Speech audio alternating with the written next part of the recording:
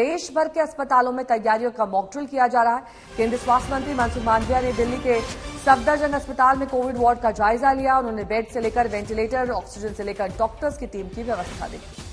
मुख्यमंत्री और राज्यों के स्वास्थ्य मंत्री अपने अपने सूबे में कोरोना से जंग की तैयारियों का टेस्ट ले रहे हैं। चीन और दूसरे देशों में कोरोना विस्फोट के बाद भारत अलर्ट मोड पर आ गया है।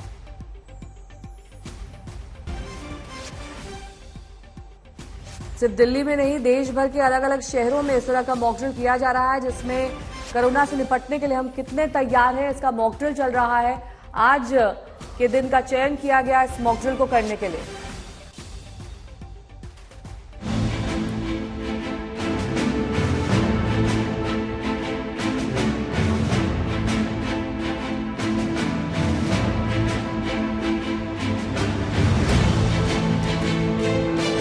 अस्पतालों में फिर से लग गए कोविड वार्ड के बोर्ड।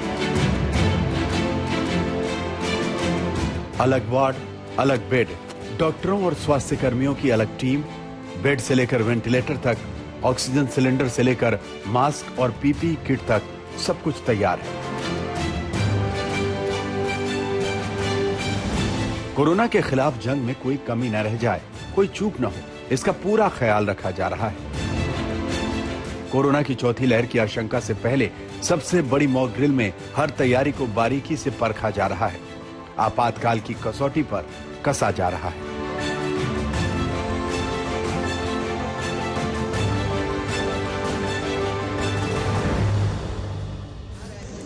सुबह 10 बजते ही देश भर के अस्पतालों में कोरोना से लड़ाई के लिए तैयारियों की चढ़ाई शुरू हो गई।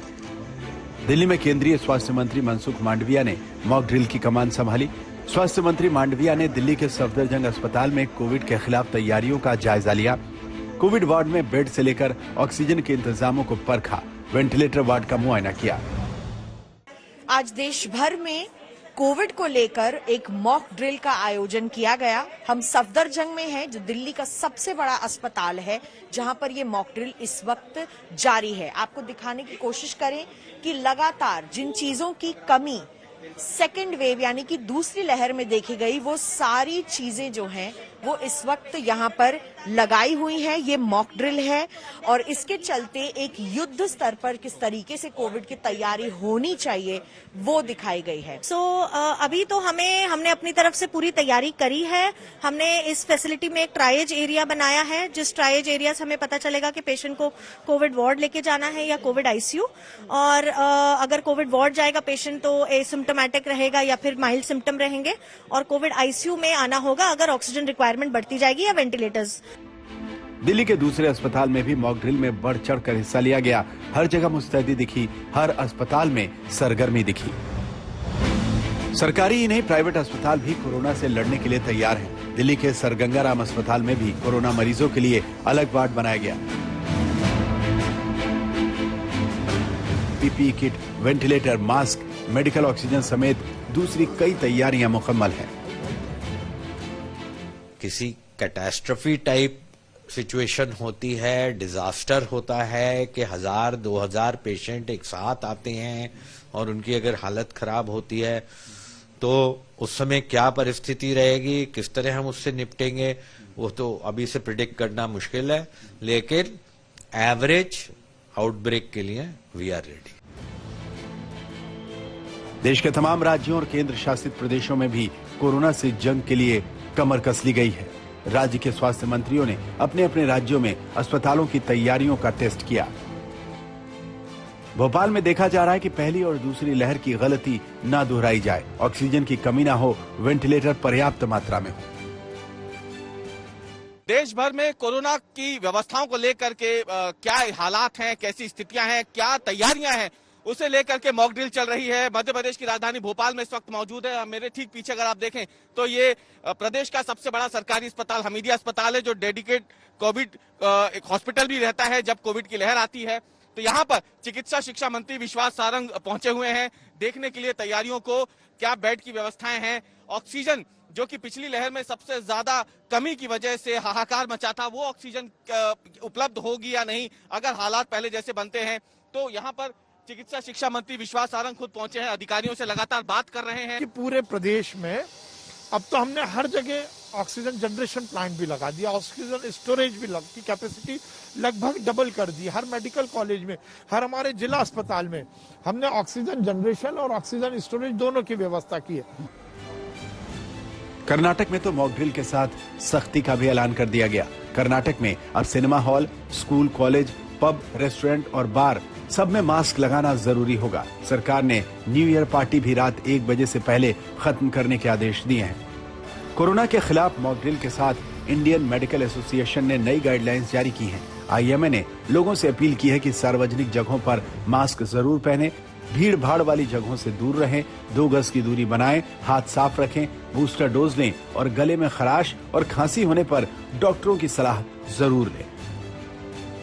दिल्ली में कोरोना की तीसरी लहर ज्यादा असरदार नहीं रही। एक्सपर्ट्स का मानना है कि चौथी लहर भी मामूली रहेगी, लेकिन चीन और दूसरे देशों से सबक लेते हुए सरकार कोई भी रिस्क लेना नहीं चाहती। जाहिर है कोरोना से वार के लिए तैयारी ही हथियार है। दिल्ली से श्रेया चैटर्जी, वरुण सिन्हा, भोपाल से रवीश पाल सिंह और लखनऊ से समर्थ श्रीवास्तव के साथ आज तक ब्यूरो। हमारे 3 सहयोगी इस वक्त अलग अलग शहरों से जुड़ गए हैं। मिलन शर्मा दिल्ली से हैं, समर्थ श्रीवास्तव लखनऊ से, नागार्जुन इस वक्त चेन्नई से, बेंगलुरु से हमारे साथ जुड़ गए हैं। नागार्जुन, सबसे पहले आपका रुख करते हुए, किस तरीके की मॉक ड्रिल आज वहां पर अस्पतालों में देखी गई? क्या ये सार्थक रही या फिर ये महज खाना पूर्ति है? आप देख सकते हैं मैं एक मॉड्यूलर आईसीयू में हूं, एक केसी जनरल गवर्नमेंट हॉस्पिटल में हूं। अभी एक 5 बेड का आईसीयू आप देख सकते हैं वेंटिलेटर के साथ अभी तैयार हुए हैं। मैं रेसिडेंट मेडिकल ऑफिसर और ऑल्सो मेडिकल सुपरिटेंडेंट मेरे साथ जुड़े हैं, मैं उनसे बात करता हूं। मैम आप बताइए, आप आज के लिए कैसे प्रिपेयर्ड है, कितना बेड रेडी है अभी कोविड इनटेक के लिए? हमारे तो 100 आईसीयू बेड्स रेडी है। आज देख रहे हैं modular ICU 50 bed exclusively you have kept for COVID patient. Each bed, each room में 5-5 इसमें पूरे के पूरे वेंटिलेटर रेडी है, कार्डियक मॉनिटर्स रेडी है and we are ready with the oxygen plant and even liquid oxygen plant and the PSF plant as well. So we are exclusive ready. Sir vaccination की भी एक rush होगा अब से, क्योंकि booster dose का सबको चाहिए। आप कैसे तैयार है बूस्टर डोज के लिए? नहीं, हम तो बूस्टर डोज काफी दिन सालों से यहाँ पे दे रहे हैं। अभी भी नागार्जुन लौटेंगे आपके पास। अर्पिता, मिलन का रुख करना होगा। ठीक है, जरा मिलन आप समझा दीजिए, आप जहां पर हैं वहां किस तरीके से मॉक ड्रिल की तैयारी हुई और जो जो कमियां हमने दूसरी वेव में देखी उन सब पर पार पाने के लिए वहां इंतजाम दिख रहे हैं भरपूर? जी बिल्कुल, देखिए जो जो कमियों की बात अगर हम करें दूसरी लहर में, तो चाहे वो ऑक्सीजन हो या फिर पीएसए प्लांट हो, इन सब की कमियां इस वक्त मॉक ड्रिल में पूरी होती हुई दिखाई दी। यहाँ पर ये वेंटिलेटर है और बगल में आपको दिख जाएगा ऑक्सीजन पंप लगा हुआ है, जो डायरेक्टली ऑक्सीजन पीएसए प्लांट से कनेक्टेड है। वॉल्व में भी आपको दिख जाएगा कि 2 ऑक्सीजन पोस्ट हैं, ऑक्सीजन मास्क यहाँ पे लगा रखा हुआ है अलग से लाकर। तो ये सारी जो चीजें थी जिनकी दूसरी तीसरी लहर में कमियां दिखाई दी, वो पूरी कर रहे हैं।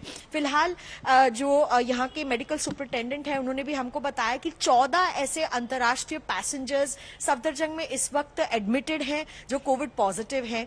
अब इसमें जो चाइना से या बाकी अन्य देशों से केसेस आ रहे हैं, जो भारत में पॉजिटिव आ रहे हैं, उन पर निगरानी रखना बहुत जरूरी है।